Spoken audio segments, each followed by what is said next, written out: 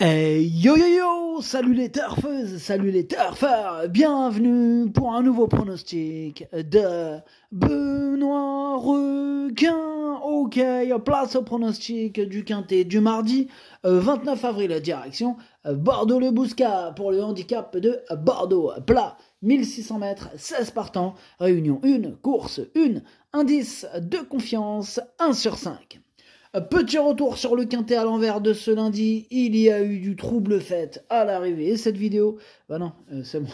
Ok, c'est parti, on commence à pronostiquer. On commence avec le numéro 1, Kiaro. Alors lui, je l'ai pas retenu pour le coup, hein, j'en ai préféré d'autres. Donc on enchaîne direct sur le numéro 2, Grandson of Calix. Lui, je l'ai retenu, mais l'entraîneur, on l'a pas. Il est parti pêcher avec Captain Ian Barbaro. Bref, amusez-vous bien.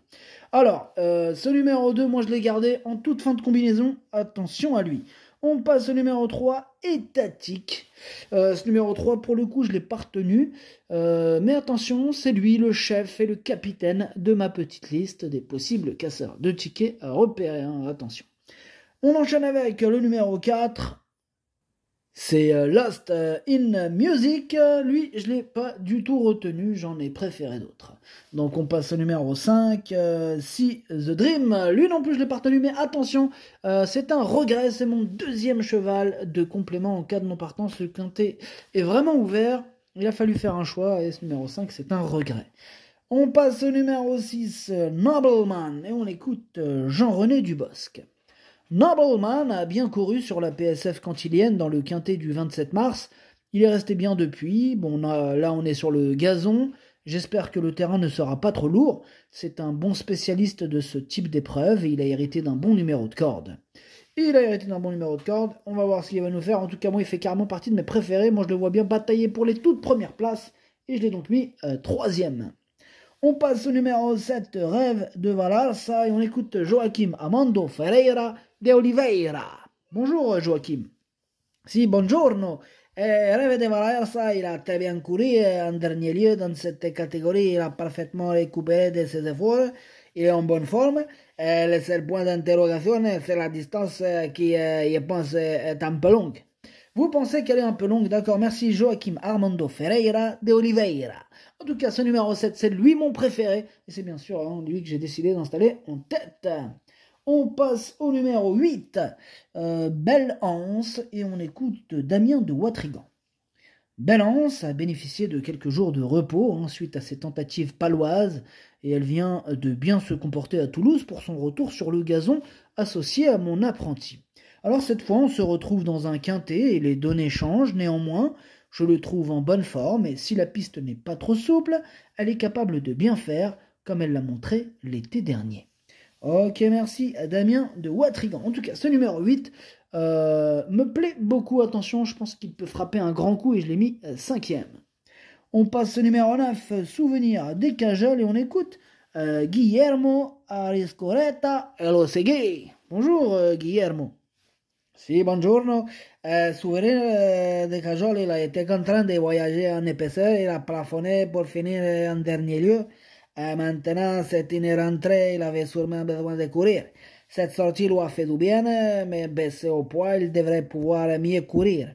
Une place sera déjà très bien.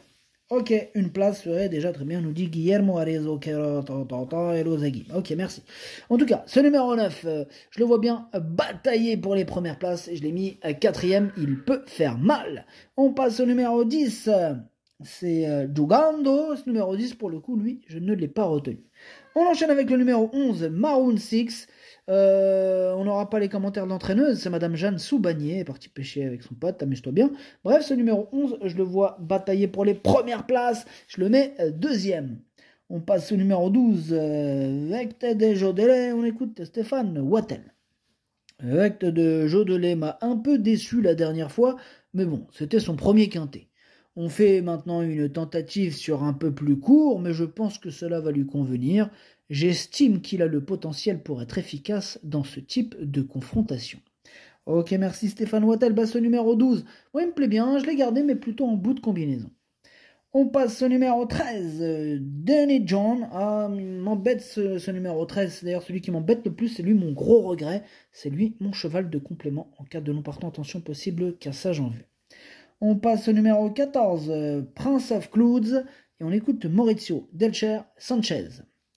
Écoutez, Prince of Clouds s'est très bien comporté dernièrement, où il a prouvé sa compétitivité à ce niveau. Je le trouve sur la montante. Mardi, nanti d'un bon numéro de corde, il a les moyens de bien courir. Ce ne sont jamais des courses faciles, mais avec un bon déroulement de course, il a sa place à l'arrivée. Tôt ou tard, il devrait pouvoir s'imposer. Tôt ou tard, on verra bien ce qu'il va nous faire mardi. En attendant, moi je le garde dans mon prono, je le mets 6e. On passe au numéro 15, le Sage. Le Sage, je l'ai pas retenu pour le coup, mais il est à l'arrière de ma petite liste des possibles troubles faits. Et on reste sur notre liste avec Pertusato. Lui, il est en plein milieu de ma petite liste des possibles troubles faits, le numéro 16, Pertusato. Le pronostic, ça donne 7, 11, 6, 9, 8, 14, 12, 2. Merci d'avoir suivi cette vidéo. N'hésitez pas à mettre un pouce bleu si la vidéo vous a plu. Pour accéder à tous mes tickets pour la course du Quintet, rendez-vous directement en description de la vidéo. À jouer avec modération. Bonne chance. Chopez-le-moi. Ciao.